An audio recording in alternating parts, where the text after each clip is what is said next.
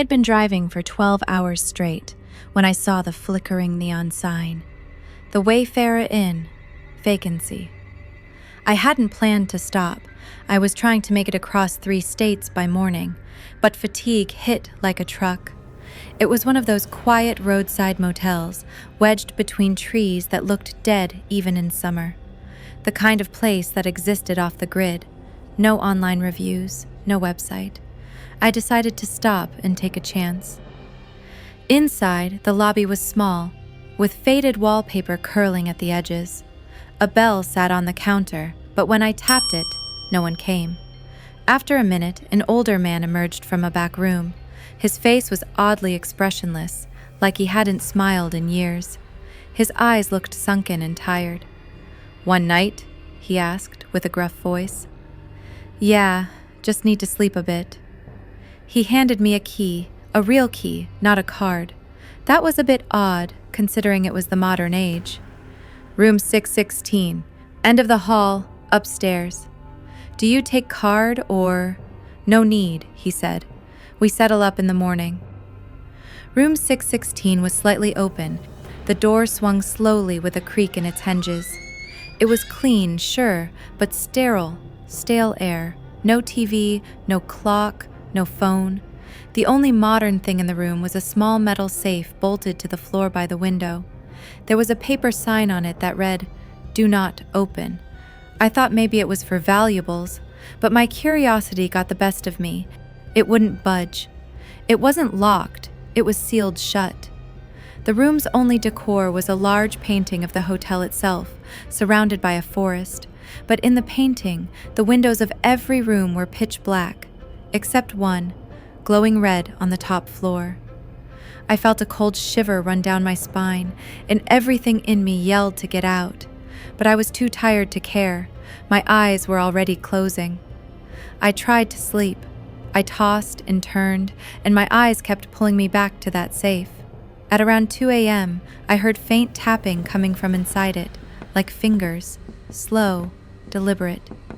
I froze, thinking it had to be rats, but then the tapping became scratching, like nails against metal. I left the room and went downstairs to tell the manager. The lobby was dark, no lights, no clerk, just the bell sitting there, covered in a thin layer of dust. I rang it. Still nothing.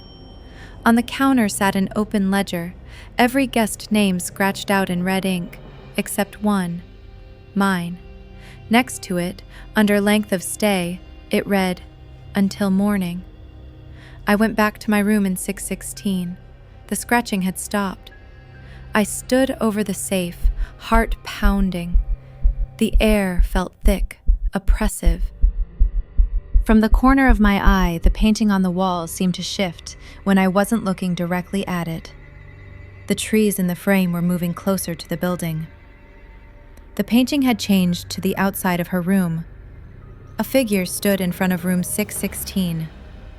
It was a woman with unnaturally long arms. Her fingers were long and her nails sharp. Her hair was pitch black and thin. Her eyes looked like sunken black holes with a large smile and sharp teeth. The woman stood outside the door, scratching the wood, and I jumped back at the sound. The picture was real. That thing was outside my room. The tapping on the safe started again. I did something stupid. I got on the floor and put my ear to the safe. Breathing. Slow, deep inhalations. Like someone was crouched inside, waiting. Then I heard it whisper, "Let me out." It sounded like my own voice. I backed away and grabbed my bag, determined to bust out through the window if I had to. But the window no longer showed the outside, just a hallway. And in the hallway, another version of me, standing still, head tilted, smiling, watching. On the floor behind me was the safe, open, empty. I turned to run, but the door was gone and so was the painting. The entire room was walls now, no seams, no corners, just an endless loop of old yellow wallpaper, like I'd been buried alive in memory.